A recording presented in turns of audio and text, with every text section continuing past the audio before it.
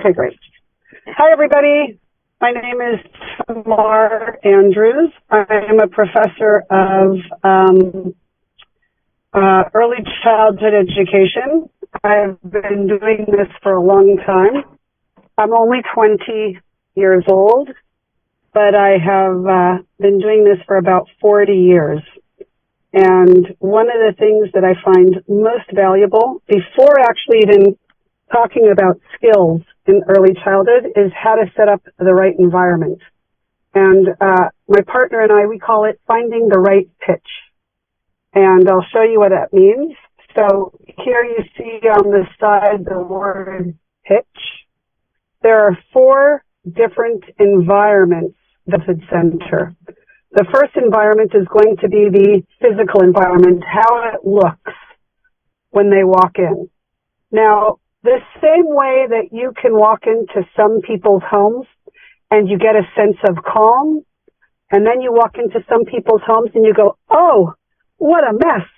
These people don't know how to keep anything neat, and it makes you feel anxious. The physical space already sets the tone for what the classroom is going to feel like, whether it's indoors or outdoors, whether it's in your own living room or it's in a big school, it doesn't matter. The next thing is the interpersonal or the social environment. And this is how we treat one another.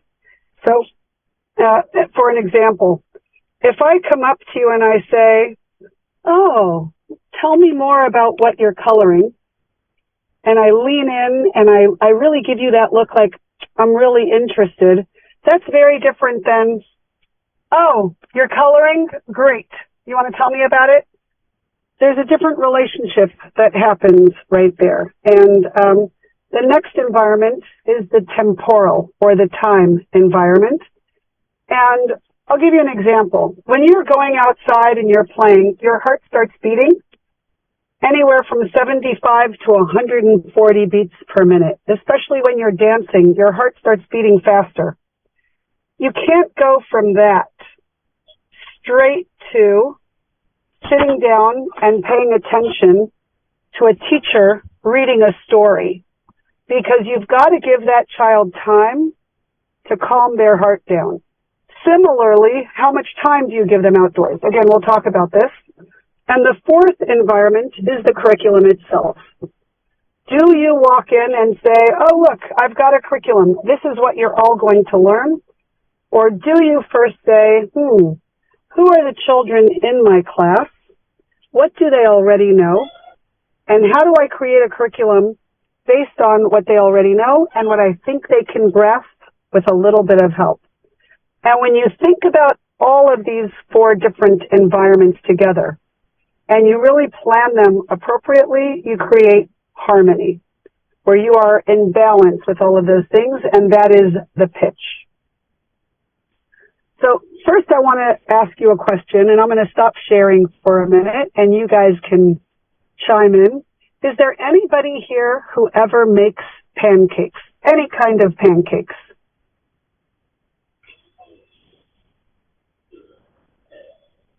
Does anybody make pancakes? Just curious. Okay. If not, then we're going to move on to the next slide because it won't work unless I have audience participation. Okay, we'll move on. So let's talk about the physical environment. The classroom is the first teacher. If you set up your classroom appropriately and you're teaching children skills that they want to learn, you could actually walk out of the room and the children won't care. And why this is important is because many times teachers think that I want to make the classroom fun. But the truth is, humans are not really looking for fun. They are looking for challenge. For example, if you learn how to walk somewhere to grandma's house by yourself, it's not fun, it's a challenge. But when you get there, you feel very successful. I walked to grandma's house by myself.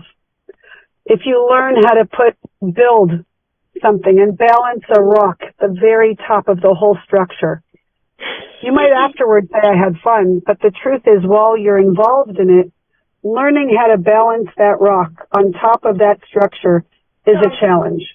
And so the physical environment is really important for young children to walk in, so that when they walk in, they see something that compels them to walk through the door, something that they want to learn, they want to grasp. Similarly, the room should be neat and organized. There should not be loud music and something to get their heart rate higher. The environment should evoke a sense of calm and peace. So things to consider. First and foremost, children's agency. When you walk into a class, hello, excuse me? Does somebody have a question? I'm going to stop sharing. I hear talking. Does somebody have a question? I can have a question.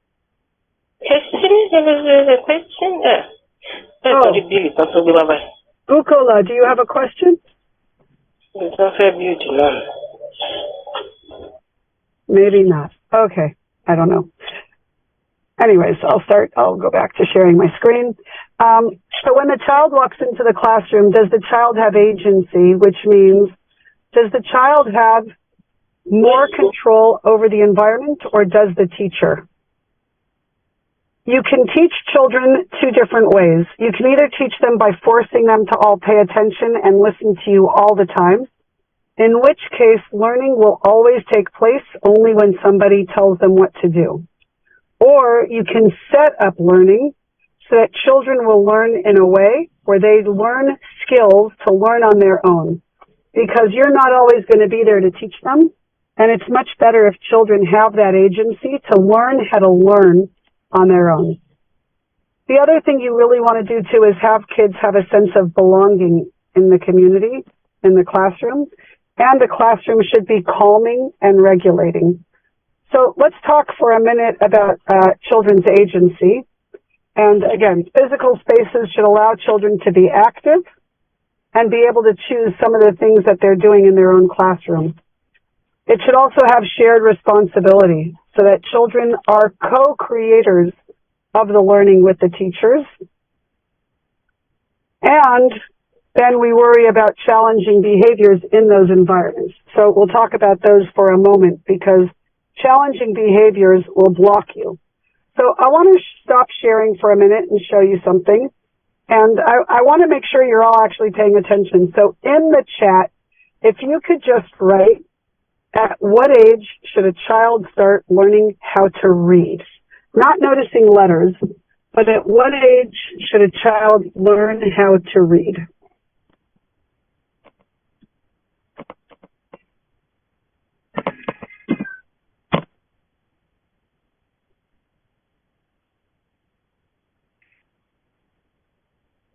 Okay. Anybody else have a different idea? Okay, 4 years. So I'm going to show you something right now. I'm going to do a little drawing for you. When children first learn how to draw, this is universal.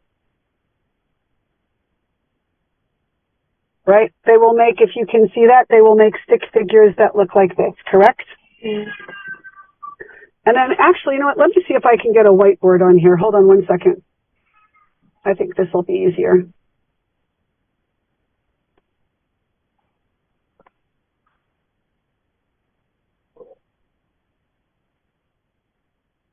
There we go.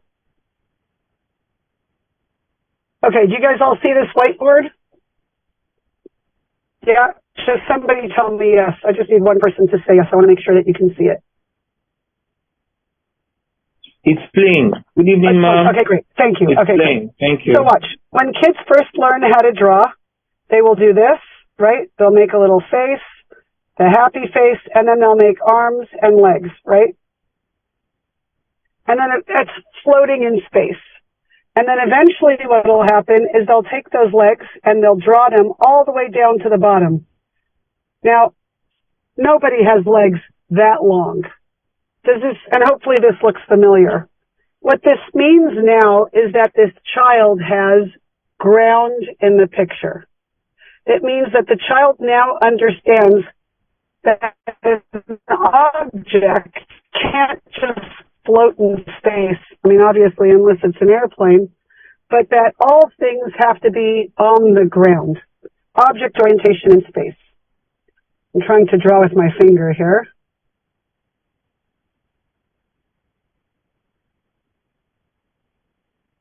And if you look at that, those letters are all the same. The only difference is their orientation in space.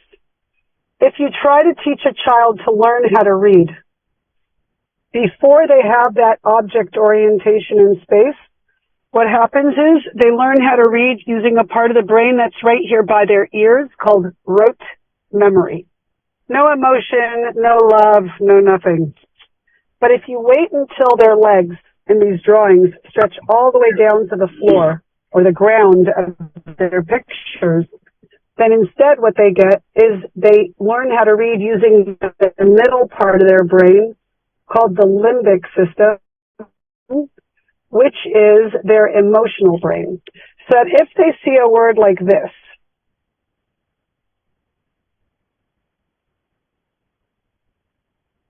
right, snow. If I read the word snow with the rote part of my brain, what's going to happen is I'm actually not going to love reading because there'll be no emotional quality to it. But if you wait until the child has this object orientation in space, then when they start learning how to read, they will actually read using the emotional brain, and when they see the word snow on a piece of paper, they'll think of white and might think of pictures that they might have seen that they enjoy reading. They probably learned how to read too young. Now, Oladipo says my child is going to be 3 and she tries to read 3-letter words. So here's the difference. And I'm going to put this in the chat. If you take, if you take it like this, look, watch. Cap blocks, there we go. Hat, sat, rat, mat. Okay, all of those words, those are, you start reading just readings, and that's learn how to read using the limbic system. She'll actually be ready to go. You want to give them letter recognition. They should know how to recognize their letters, the sounds every letter makes.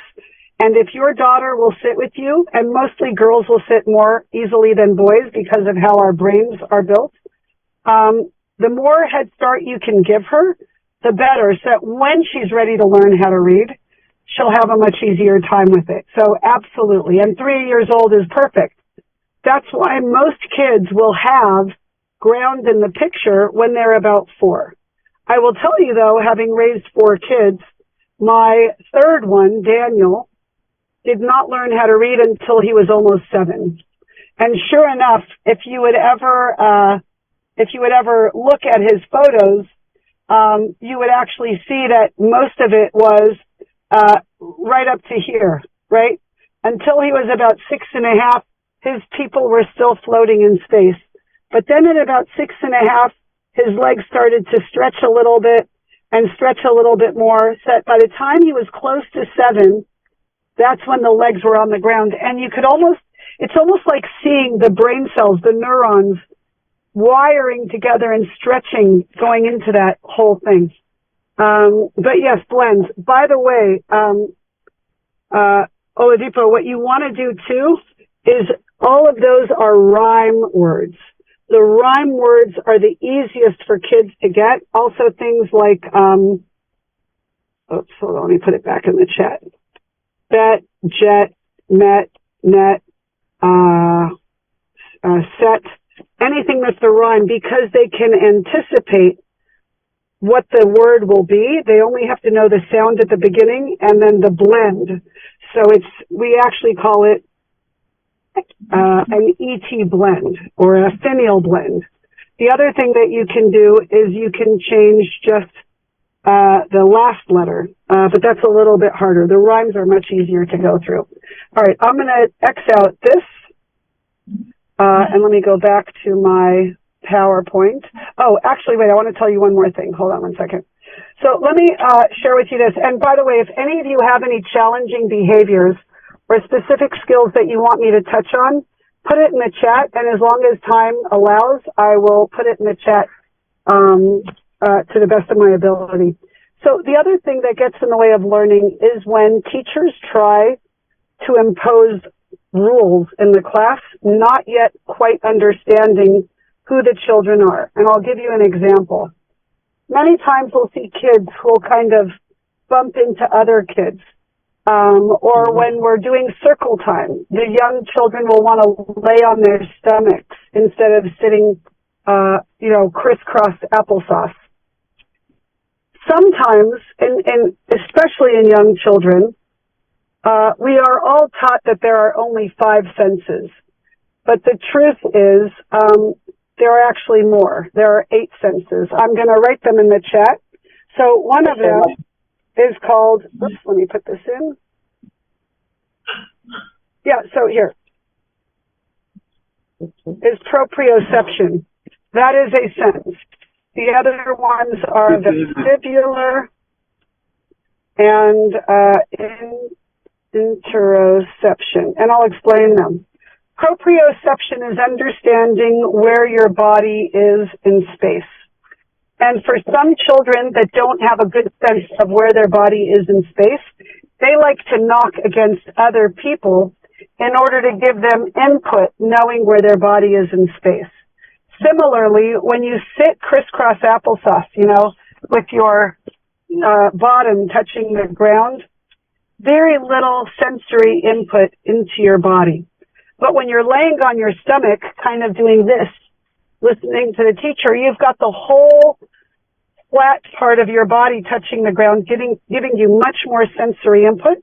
And as a result, you are able to pay attention better to the teacher. I can't pay attention to my teacher if I'm not getting an appropriate amount of sensory input.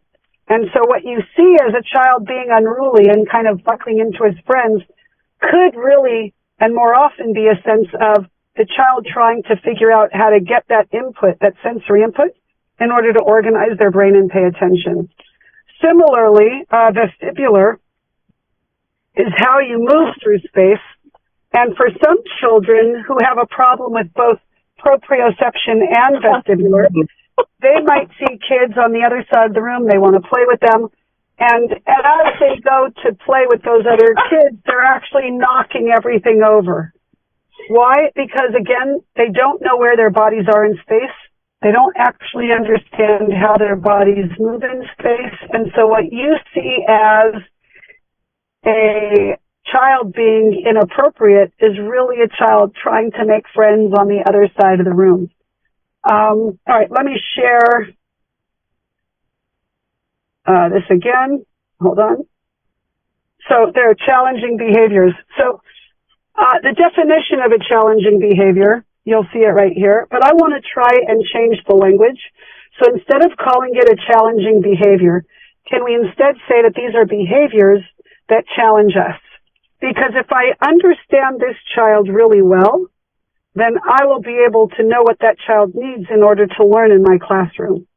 But if I'm not really paying attention to what that child's needs are, and instead focusing more on what my needs are as the teacher to teach, not going to necessarily be a really great thing. And, by the way, you could do everything in your power to set up a really great classroom. You'll still have challenging behaviors. It's just, that's going to be. Here's just a list of some of the ones that I hate the most. These are the challenging behaviors that I find most bothersome to me. I'm going to stop for a second and just share with you a little story. As I said, I raised 4 children. My youngest one has level 2 autism. So there's 3 levels of autism. Level 1 is very high functioning. Level 3 would be institutionalized. And level 2 is kind of in the middle where my son is.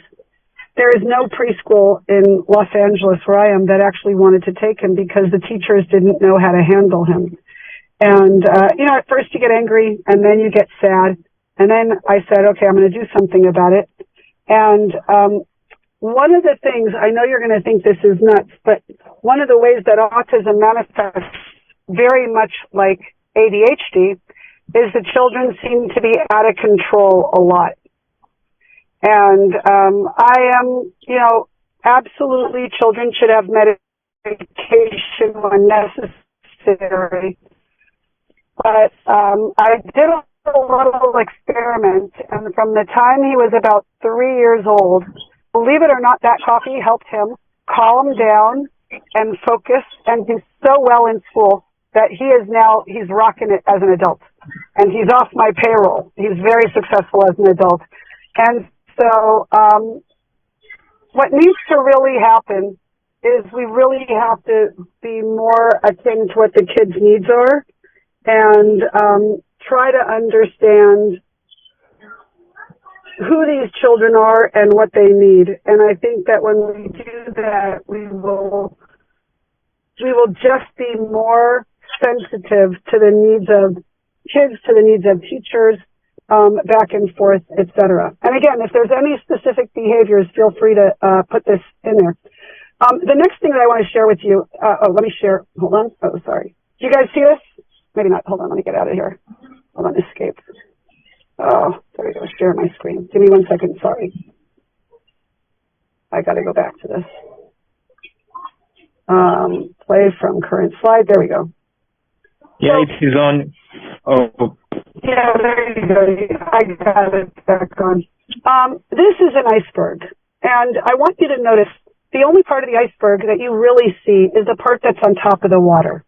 But I want you to see how deep the iceberg goes below the water. The behaviors that you see a child engage in is just that little piece of the iceberg.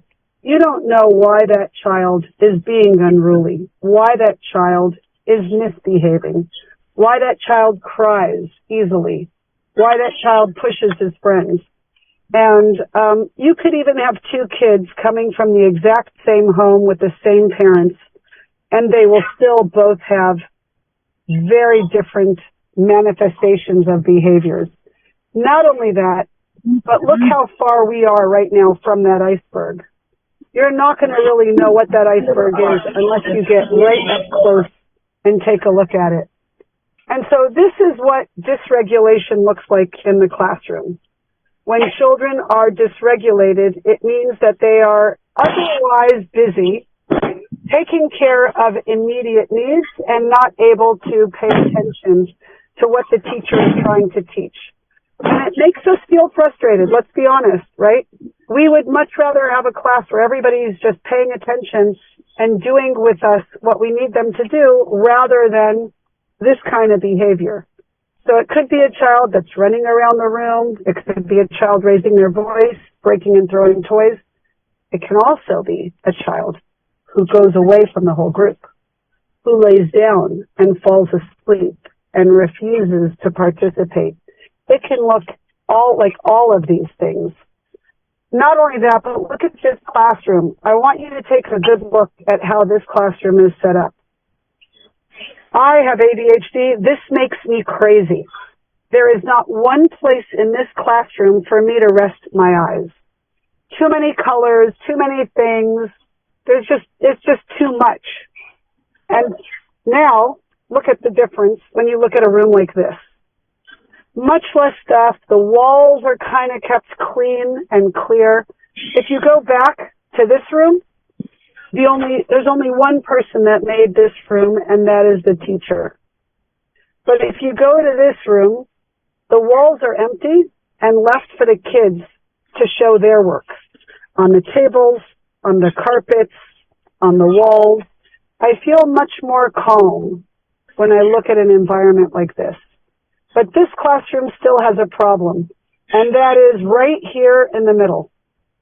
That is an area that if you have a class and there are some children that start running through the room, you've got to rearrange it again and break it up so that there's not too much running that happens in that room.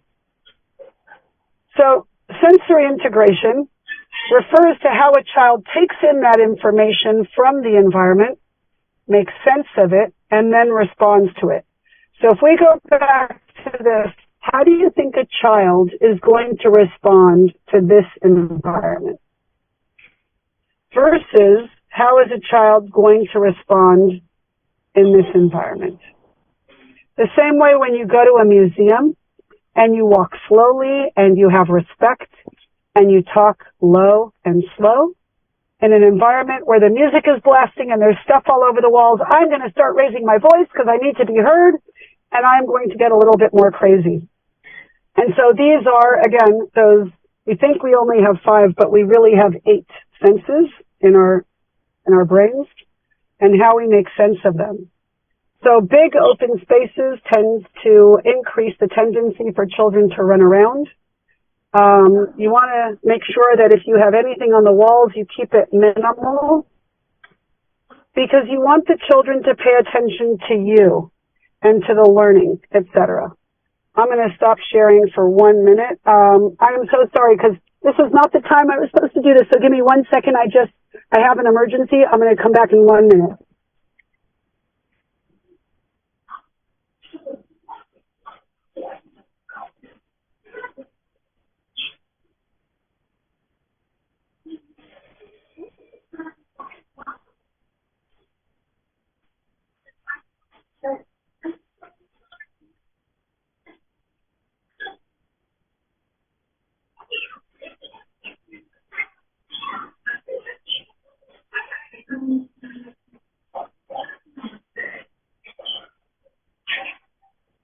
I am so sorry. I am going to need to get off in about 5 minutes. I've got an emergency. I was supposed to fly out tonight, and it's been delayed till tomorrow, and I have to go make a new flight. But I'd like to know if there's any questions. I'm going to take any questions, and then maybe we can schedule to do this again another time in a week or two, and we can keep going. But any questions? Yes. Good evening, ma'am. Hi. Good evening, ma'am. Good Hi. evening. Yes. All right. I was actually the one talking about the challenging behavior you were trying to read from the chat room. And the question is, I have some set of unruly, behaved children met, and I try to being walked. They know the rules are up on the wall. They know the rules, they can say the rules. They still don't follow the rules. They deliberately break the rules. How old are they? How old? I have one that is about 8, 9. Yes, 8, 9. Yes, okay. 8, 9. So let me ask you a question. Do you drive a car? I don't know. Do you drive a car? I do. You do? I do, ma'am. Do you ever break the law and go faster than the speed you're supposed to drive? Occasionally, ma'am. Not intentionally. Occasionally, okay, when there is probably an But the point is, we all break rules every once in a while.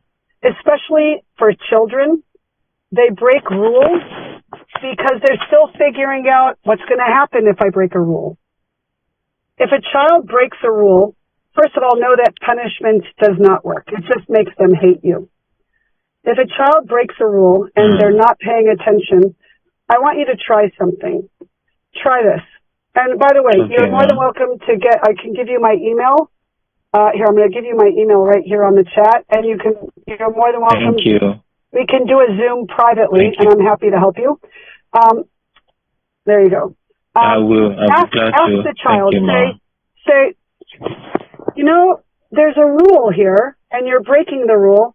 I'm wondering why you don't want to follow the rule. They're 8 years old. They're already old enough to understand. Why are you breaking the rule? What do you hope to accomplish? And make it the conversation, not a judgment. I always say to parents, raising children, either as parents or teachers, is like getting them through the Amazon jungle. If you tell them, don't eat that plant, don't touch that snake, it's poisonous, and then they touch that plant, are you going to punish them? Or are you going to say, oh my gosh, wait, remember there's rules, and you explain why there's rules. Right? We wouldn't punish them for touching the wrong plant. We would say, I must have done something wrong myself. I didn't explain the rules or why we have the rules well enough. Okay, but just know that kids are always going to break the rules. It's how they figure out how the world works. Okay, and no consequences should be noted. Well, if punishment worked, then you'd never have somebody going to jail twice. They'd learn the first time, right? Right? Oh, yes.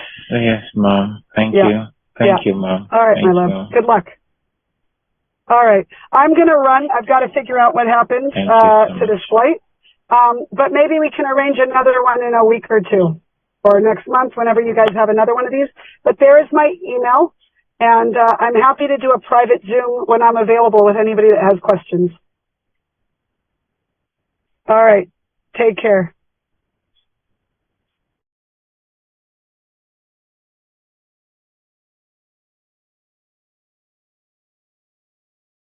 For joining, just as you Sorry, said. Ma, sorry, can I please request something? I'm so sorry for interjecting you. Okay. Please, can she drop our PowerPoint? I mean, even probably going through it, I'm sure we'll be able to do a flip study, and then it will help us to be able to put some more questions together. Please, I don't know, my suggestion. If she can drop a slide to you and you probably share it with us, please. Thank you. Okay, the thing is that this meeting is actually recorded. So whether she dropped it or she did not drop it, the record is a video record, so we'll get to see it at the end of the at the end of the meeting. So thank you so much for staying into the 9 minutes. I'm very, very sorry. It's the oversight was from me. I was giving her Nigerian 2 p.m. and she's 6 hours in time difference away from me. Someone is raising up his hand.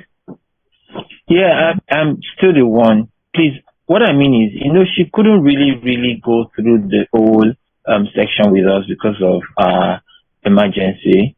So I'm just thinking that the PowerPoint she has made for this section, if she could share, there were times when she was trying to share some things and she was just, taking them off quickly because I guess she was trying to rush over so many things.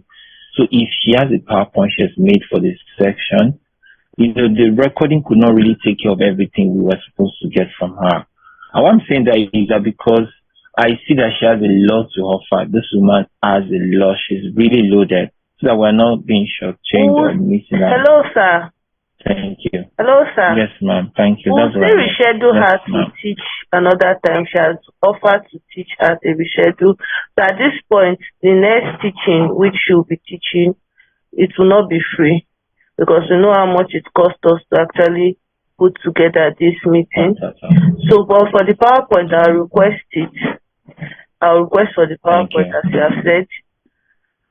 And thank you. Okay, thank you so much for joining in. Thank you so much for being part of this meeting. Okay, as I have said, there is a certificate of 5,000 naira that is available for everyone that actually participated in this meeting. So if you're interested, I will drop a message where you will send it and your money, and it will be forwarded.